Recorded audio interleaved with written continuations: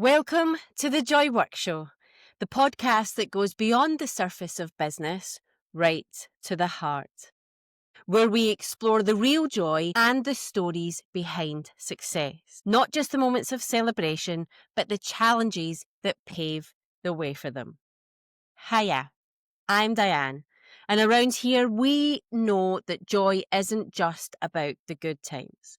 Often the greatest joy comes right after the greatest challenge. And today I want to talk to you about one of my favourite times of the year that starts today, September.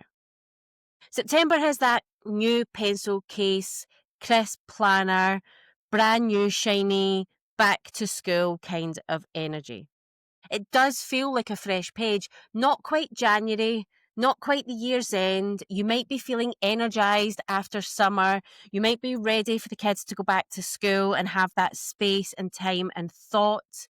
And it's not that gloomy January, New Year. And it carries that powerful reset feeling. But there's a trap that I see so many business owners fall into time and time again. And as the summer goes on, I can feel myself falling into that same trap. We either roll into September still in summer slowdown mode. We say we're going to get going when the kids go back to school, not realizing that actually once the kids go back to school, the first week in September has generally passed, or it takes us a little bit while to warm back up again. That first few days after holiday, we don't quite take the action we want to take. Or at the other end of the spectrum, we fast forward to Q4, we're skipping over the powerful reset month, the powerful launch month, the powerful data collecting month that September can be. Because September is the final month of Q3. It's not the start of Q4, even though it can feel like it, even though it's a really good time to launch new things in business, new ideas, bring sales into your business. It's absolutely brilliant for that. But it's so important that you take the moment to take stock, clear the clutter, and glow up your strategy so that you finish the year strong and roll into Q4 with momentum, not panic. So let's reset together today. So we know it has that crisp new start feel, but it's not a new quarter. It's a new month. It's not a big blank slate, but it can be the inflation month of Q3. It's the final lap before we all start talking about what comes in Q4, the big Q4 we need it to be, and the C word, which I'm not going to mention in this podcast at all. So think of it like a relay race. You don't stroll through the changeover, you lean in. September is where you pass the baton from the messy middle of the year, the crazy summer, whatever it brought from you, and you go into the final 90 days. The quality of your Q4, if you're sitting there thinking, I need my Q4 to be a big Q4, I know my Q4 is my most successful time, I need that to be the same this year. The quality of your Q4 depends on what you do right now. And if you want to write something down, write this. Momentum in Q4 is built in September.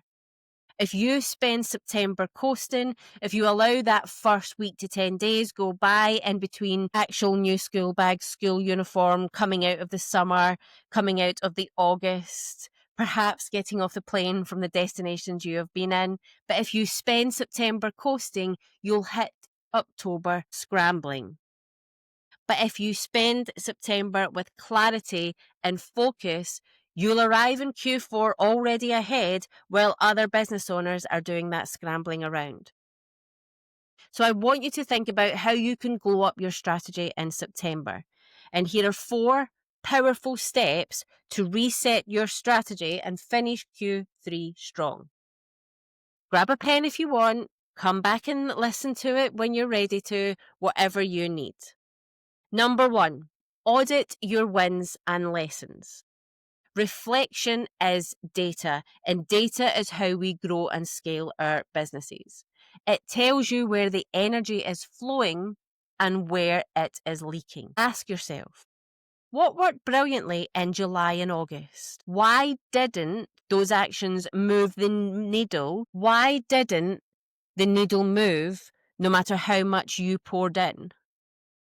Or if the needle did indeed move, Why? What gave me energy and what drained it? If you don't capture the lessons now and take stock of them and recognize them, you'll repeat the same mistakes going into Q4. You need to know what was a win and what was a lesson and what you're going to move forward with. You might even look back into successes you had in Q2 and why Q3 wasn't the same. What did you change?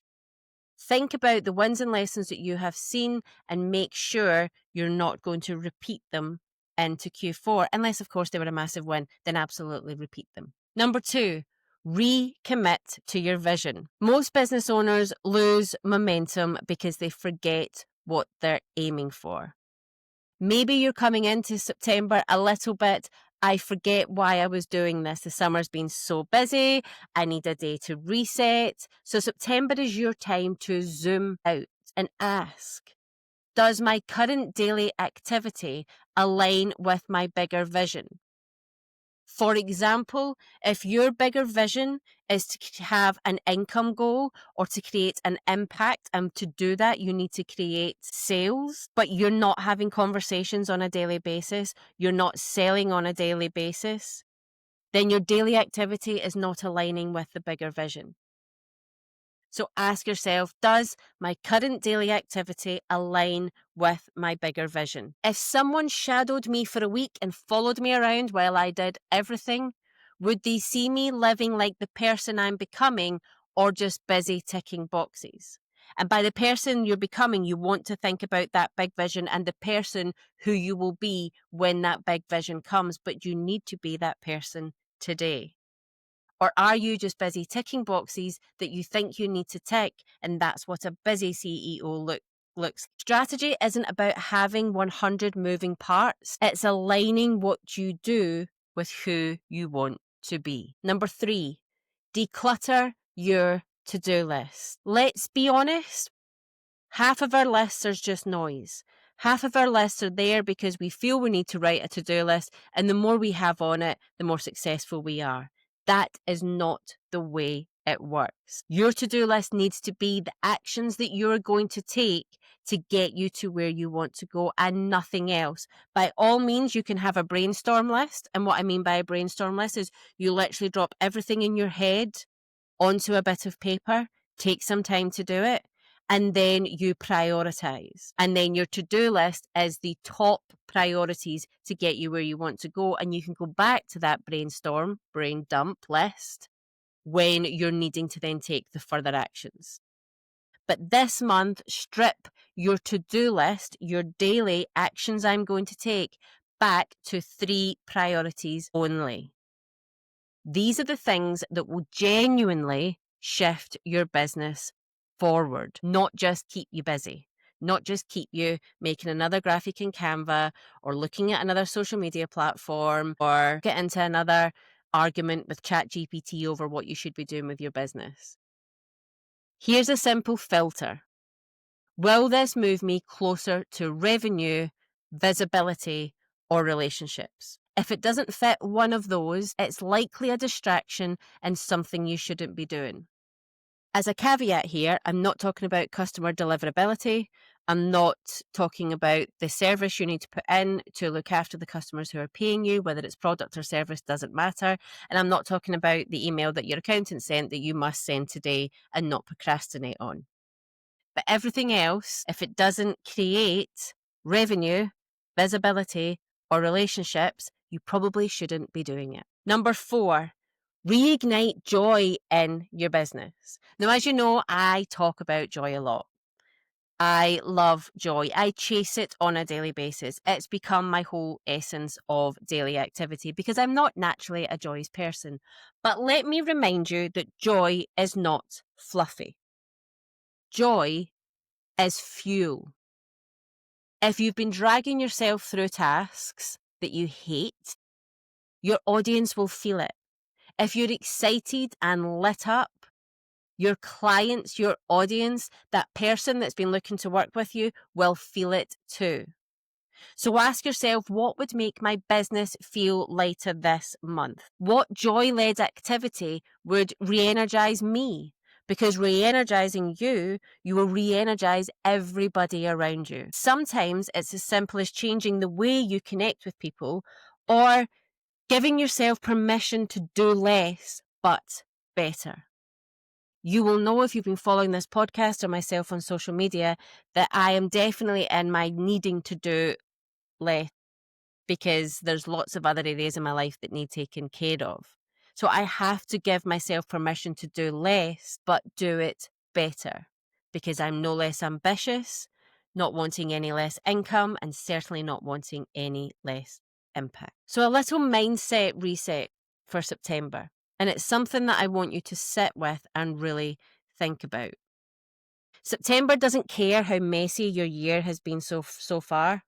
September's not judging. It only cares about what you're willing to do now. September just wants you to show up in all the new energy to get the business that you want to have or the life you want to have. It's not about rewriting the whole year. It's about pivoting while there's still time to change the trajectory. Most people will either overcomplicate September with brand new goals, or they'll underplay it and do nothing. And both of them are just traps. The smart move is to use September as a reset month, a checkpoint, a recalibration. Because if you reset now, Q4 stops being overwhelming and starts being an opportunity. So a little reminder of the wee September Glow Up framework that I gave you. Audit your wins and lessons, recommit to your vision, declutter your to-do list, reignite joy in your business. Simple, focused, doable. And my challenge, because I always like to give you a wee challenge you can go and do straight away, choose one brave action this week that embodies the reset. Not a big plan, not a new system, just one bold, joy-led move. Don't be like most people and treat September as a warm-up to Q4. Shift your identity here. And if you do, you'll be unstoppable by October. Don't think of yourself as catching up. See yourself as a kind of business owner who finishes strong, who tidies the loose ends, sharpens the systems, and chooses intentionality over overwhelm. And remember that success isn't about doing more, it's doing what matters with courage and joy. If this episode has sparked something for you, I'd love you to do two things. First, make sure you hit subscribe to the Joy Work Show so you never miss an episode. It's the easiest way you can support a small business like mine, and I'd be so grateful. And second, if you're ready to surround yourself with a community that actually gets it, that leads with joy and is going to be taking those bold moves, come and join us inside the Joy Work Club community.